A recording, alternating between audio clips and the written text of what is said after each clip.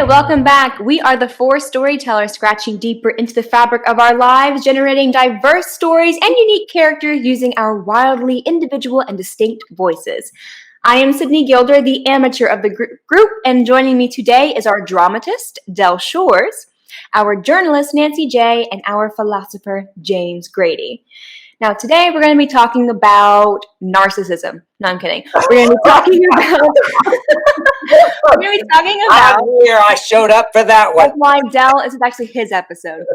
No, actually, today we're going to be talking about living through our protagonists. So every writer, I would say, is guilty of at least once in their life whenever writing a fictional work of, writing themselves into the book, whether it's the protagonist or maybe a side character, into the screenplay, book, poem, you name it. I am definitely guilty of this. I'm a selfish writer, and whenever I want to live out fantasies of mine, I just write them out.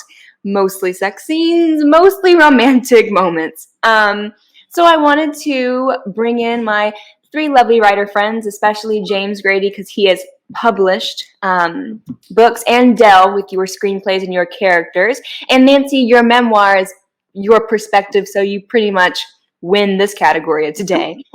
Do you guys have any character that you can think of off the top of your head that you have officially based off of yourself?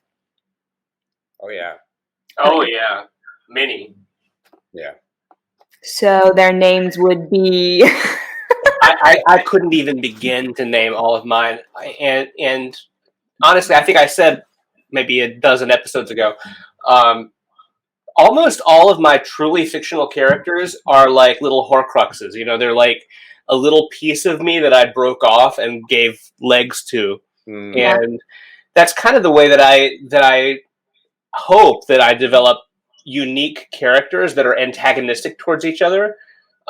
Is like myself, there are pieces of myself that are antagonistic to other pieces of myself, and I like to let them play in their sandboxes sometimes. Oh, so you're just self-loathing and you just fight it out within your characters? I'm gay and Jewish.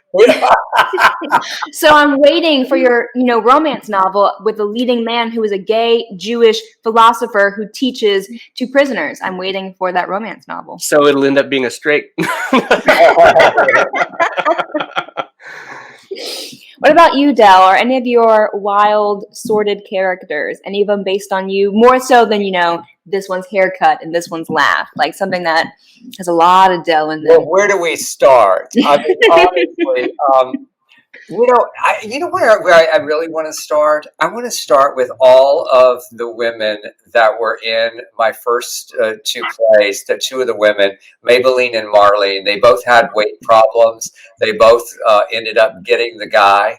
And they were sort of my fantasy of that little fat boy that was in me when I was a kid, that was bullied and made fun of.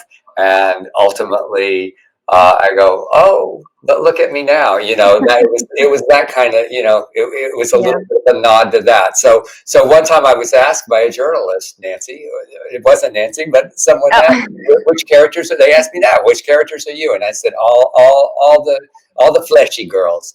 But later on in my work, honestly, Ty in Sordid Lives was based on my therapy sessions and based on my relationship with my mother, and then I filled in a lot of spaces in that sprawling tale with aunts and random uncles and all kinds of things. But there are literally scenes in the film, in the play, that were lifted out of my life. All of the stuff at the casket, it didn't happen at my grandmother's funeral, but when my mother and when Latrell asked Ty, are you the woman or the man?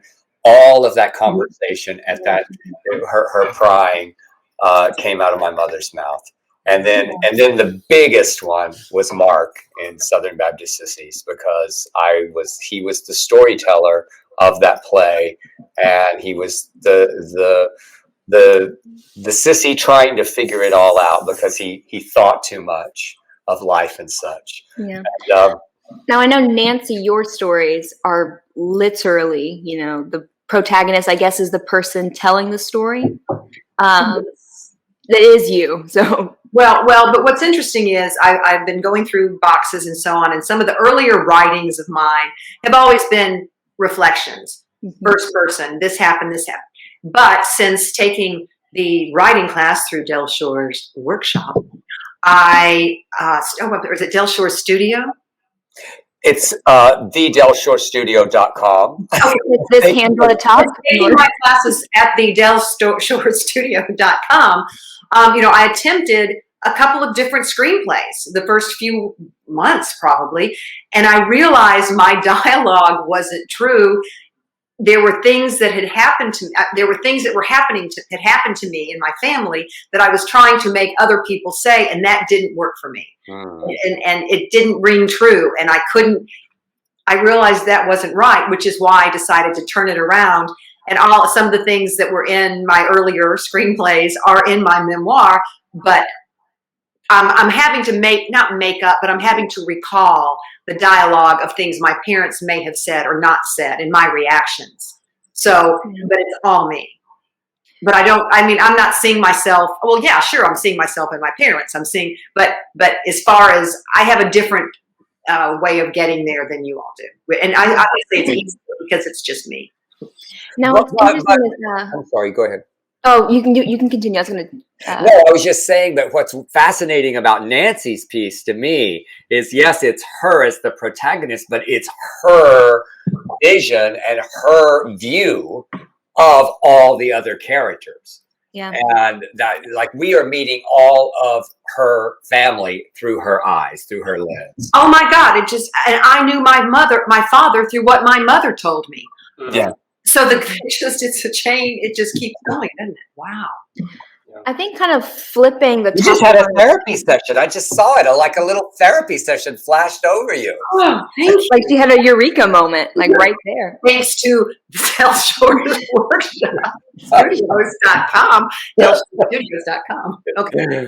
Something I often think about when it comes to living through your protagonist are like the big box office. Like I say, box office books, like Hunger Games and Twilight and 50 Shades, or even Nicholas Sparks books. Not just using inspiration from yourself to create characters, but living through moments in life through your characters.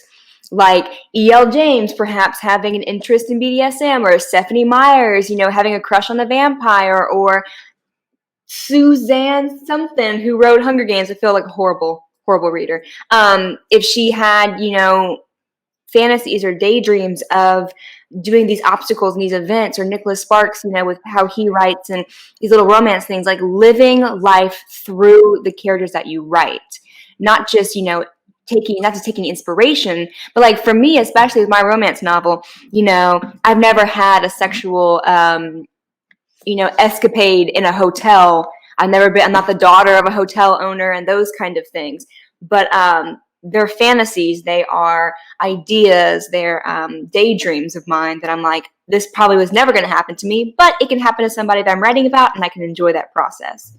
What do you think about? Can I ask you something? Remind me her name. Amelia. Amelia, yes, Millie. Millie. Right? Yeah. What of her is you? She's a brunette and she's goofy. That's pretty much that. Are you clumsy? No. But she is goofy.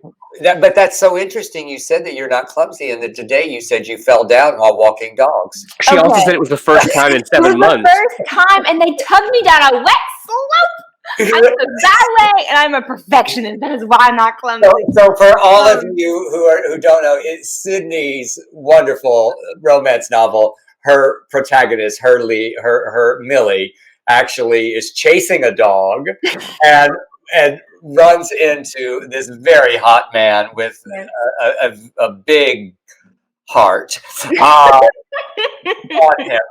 And in a hotel. So I just think it's kind of interesting that is in your book, and the day that happened to you was gone. Oh, yes. But I think something that romance novel writers especially do, we don't just take inspiration from ourselves and put it into our characters. We write our dream selves. Like, and giving Millie wavy, thick hair or curvy hips or a photography passion, like those things that I would, kind of have about to become a therapy session.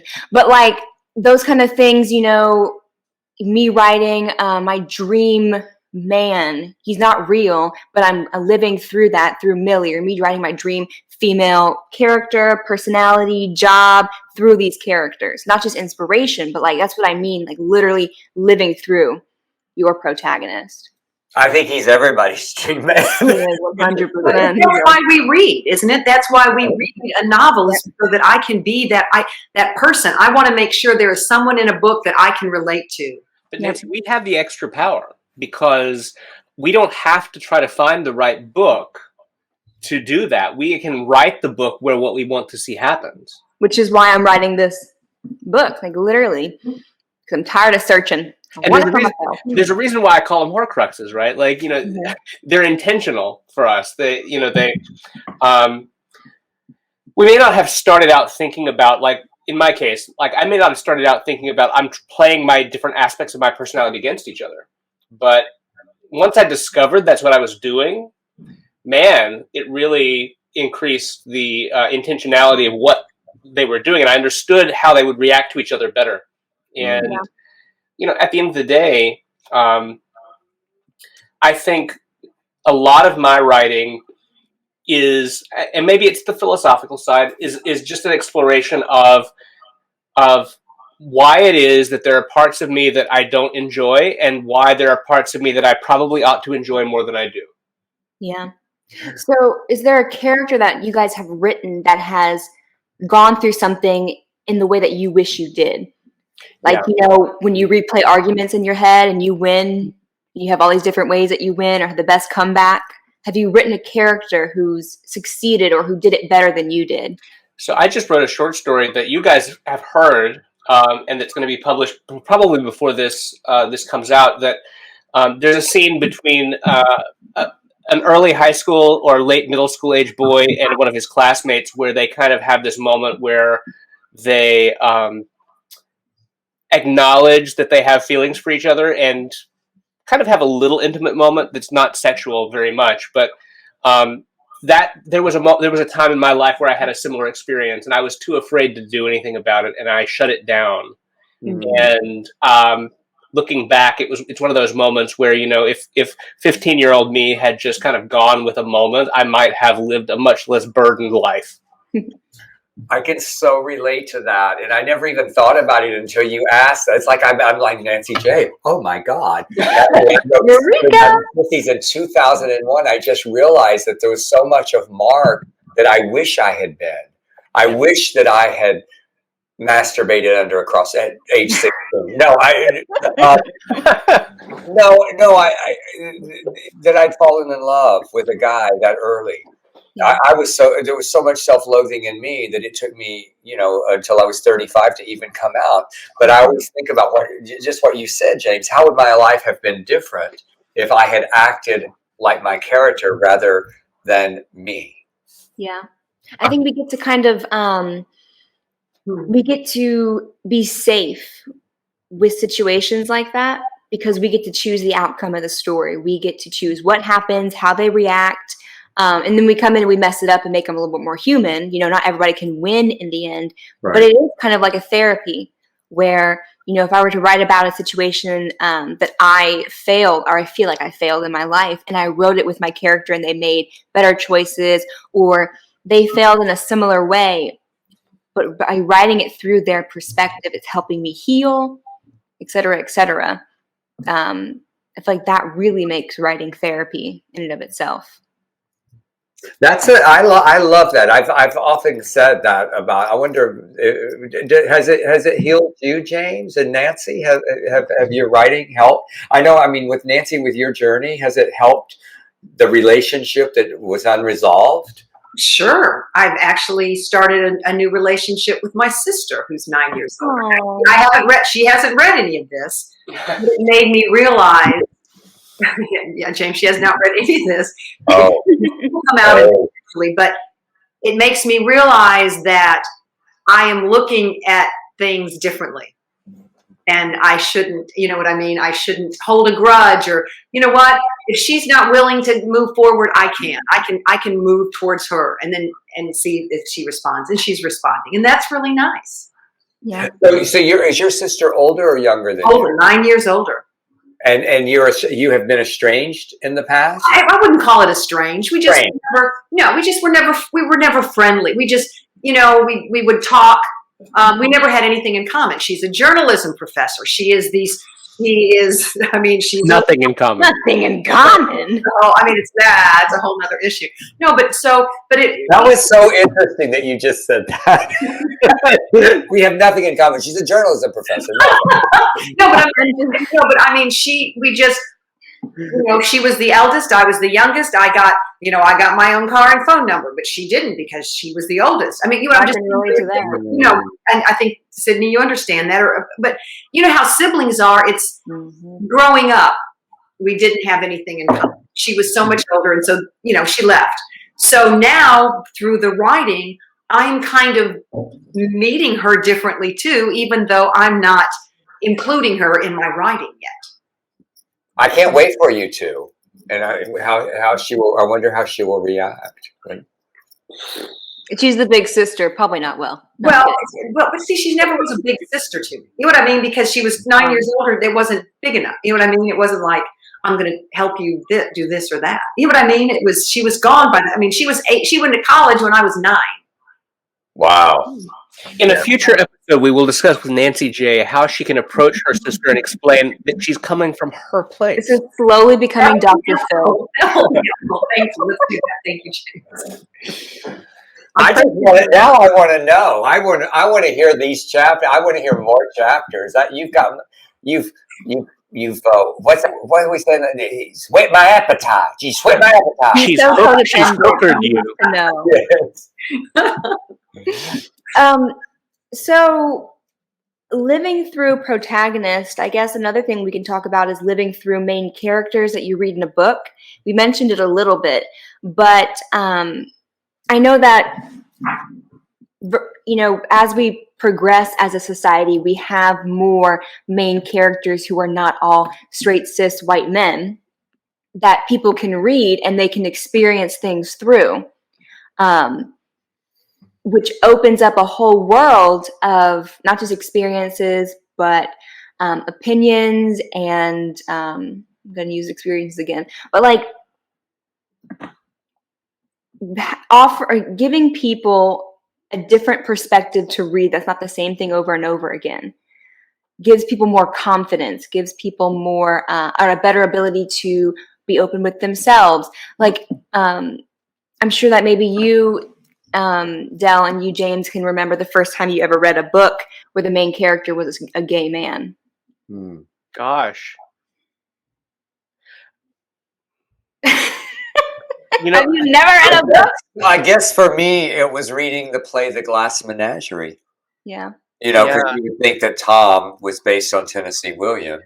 Mm-hmm. See, and I was so bubbled, sheltered, I didn't realize that I was reading gay men a lot of times. There are characters that you should have understood but I just didn't get it. Where do you think Tom was at night when he went home? I wouldn't know those things. No, I can't. Gosh, I'm stumped a little bit.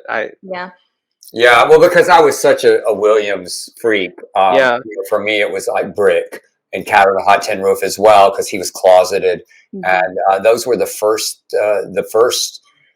anything about gay that I ever read was in Mr. Williams' work. Yeah, and I just didn't get it. I admit, honestly, the when it comes down to it, I think the first character that I really associated with, and again, it's dangerous, I know, because my main character is a woman, and I am not, and I know there's a lot of debate about writing characters who are outside of your experience, but I knew the person, so that helps. But the first character that I really, really associated with was Hester Prynne from the Scarlet Letter. Mm-hmm. because her situation resonated with my situation. Like, I knew I had a scarlet letter on me. Mm-hmm. I wasn't out. I knew I was gay. Everybody knew I was. And that letter was on me from the time I was in the 7th grade. Mm. And so that book, for me, I saw myself in that story more than any other story that I read in my early life. So, like, imagine now today where we have books like, Love, Simon. Love, Simon was a book that young men or trans men who are homosexual, they can read that and they don't have to read gay coding in something. They don't have to, they can have a character that is defined as this is a gay person and they're living their life and their sexuality, and especially with stories now where we're getting past every gay story having to be tragic or having to be like, this big heartbreaking thing. And now they can, these characters are allowed to be happy and fulfilled in life and have a sex life. I think that a show that I wrote for 3 years had a lot to do with opening up the visual, the reality of gay characters. That was Paul Lynde on the Hollywood Squares, and that was Queer as Folk. When Queer as Folk came to the screen, people were just. I still get letters to this day from young kids. You were talking about young kids and who identify and said, I would have to watch it after my parents went to bed, but that was the first time that I wanted to be a part of a community like that. Yeah. You know what it does remind me of, though? One of the things, I was a huge horror fan as a kid. And one of the things that I did was I would watch these horror movies, and the male lead and the buddy, in my mind, were always just on the verge of fucking. Oh, yeah. Horror films are huge for gay. It was never going to happen, but it was the closest I was going to get, is these guys in Speedos getting ready to get murdered. But they were together in Speedos, and that was We've lost Nancy. She just fell out. That's when you found the Noxzema and got alone. And I guess also, maybe, Nancy, this is something that you can relate to because you and I are not gay men. I've just outed us. I'm sorry. How do you know? I guess reading books with female characters written by women, and they're not all of these sad, please save me characters. We're getting there, and we're progressing more to have these books where young women can read them and not walk away feeling helpless. They can feel empowered. But the Judith Krantz novels that I would read, or the Susan Isaacs, they had happily up. They ended up with the guy. They always ended up with the guy. Mm-hmm. But I remember Paul Lynde. We loved Paul Lynde in Squares. He was wonderful, but for many, many years, in television, the gay man was Charles Nelson Riley and Paul Lynde. I mean, they weren't out publicly, or they were the clowns. Ron Hudson, that was the big shocker. Well, yeah, he was a leading man. Since Nancy J is going to go back to Paul Lynde, I'm going to go back to Jane Austen and just for a second talk about the way that we end up with Mr. Darcy at the end, of course, and Mr. Darcy is hot and rich, but it's not subservient like a lot of modern ones are. Yes, she shows her agency in this book, and so there's a little bit more history with that, though. Yeah. Well, go to Little Women. I mean, there was that fight, that was that conflict, and that was, Lisa made Alcott. I mean, when was that written? When was Little Women written? And that was, and Jo was. I mean, that was a progressive woman, for the day. We're talking about the standout. We're talking about our particular. I think when it comes to those kind of books, the concern so much isn't the happily ever after. I think the concern really lies with the journey. Like, how did she get there? Was she in trouble and then he came and saved her? Or was she in trouble and she worked through it and she accepted this man in her life? That's also like shows growth, and that shows also giving more female writers a voice, giving more diverse people a voice to write and publish and become successful. Well, I love that about your book, Sydney, that you've made this woman so different than a lot of what we're used to in romance novels. As a dad, I have two daughters, and they're 30 and 27 right now, and 28. Dad of the year. Yeah. But I remember when they were little reading fairy tales, and I would change the ending. Like Cinderella would marry the prince, but then I would create this whole. I remember it with Cinderella. The kingdom was broke, and she was a mathematician, and she came in, and she got into those books, and she saved the king. That's the kind of things that I would do to just. Oh, you're igniting all of my daddy issues. I love this. But I would at least be okay with them wearing the princess outfit all day long. I would go. Yeah. Wow. Did Nancy, do you have another eureka moment? Mm. Oh, you I was just trying to think, what did I read as a kid? I mean, yes, I read about Clara Barton, and I read a lot of biographies. Uh-huh. Yeah. Of women. Yeah. I wasn't ever interested in reading about men biography. I wanted to see what the women were doing. So, I only ever read. They were strong women, right? I mean, the ones that were written about happened to be strong women. Yeah. And I read the Nancy Drew. Unlike Dell, I didn't need the Kindle for that. I read all the Nancy Drew before I started the Hardy Boys, but I guess that's why everybody knew that I was gay by the time I was in the 7th grade. So you were brave enough to check them out? Oh, I bought them. I carried them around. I had them. I owned them. So ashamed. I love those mysteries, and so for me, it was the Bobbsey twins was like 3rd grade. Oh, and wow. then I graduated to the Hardy Boys, and then when I ran out of books, I go, Mama, because my mother was in the junior high, and I said she was a teacher. And she got me Nancy Drew books. Wow. Mm. Well, did we all start? Did we all start to read? I mean, in grade school or 1st grade, the Dick and Jane books. Yeah. Has anyone looked at those? Are those all real? Dick's the boy, Jane's the girl. I mean, how? I wonder how those play out now. I don't know. When I think of Dick and Jane books, I think of my great-grandmother's bookshelf, and they have the little gold spine, and you open them, and they smell like they're Egyptian mummified. Like grandma. They smell like granny's. I love the smell of old books. I swear it's like an aphrodisiac. So I'm going to come in here as the token. I'm going to be the token young person this time, Sydney. I discovered Dick and Jane books through memes on the internet. Really? Yeah, I had no idea such a thing existed until they were memes on the internet. Okay, well, guys, my first audition as a kid in grade school, because I wanted to be Anne Margaret. She actually babysat me because she dated the boy across the street. That's a whole nother issue. That's a whole nother story. And I got to interview her and tell her, do you remember David Watts from across the street? And she did. It was like the coolest thing. She's on my refrigerator right now. But so I had to audition for Alice in Wonderland, and they said, and I was auditioning for whatever I was auditioning for. I wasn't going to be Alice, but I was going to be something with lines. And they said, "Here, can you read script? Can you read a script?"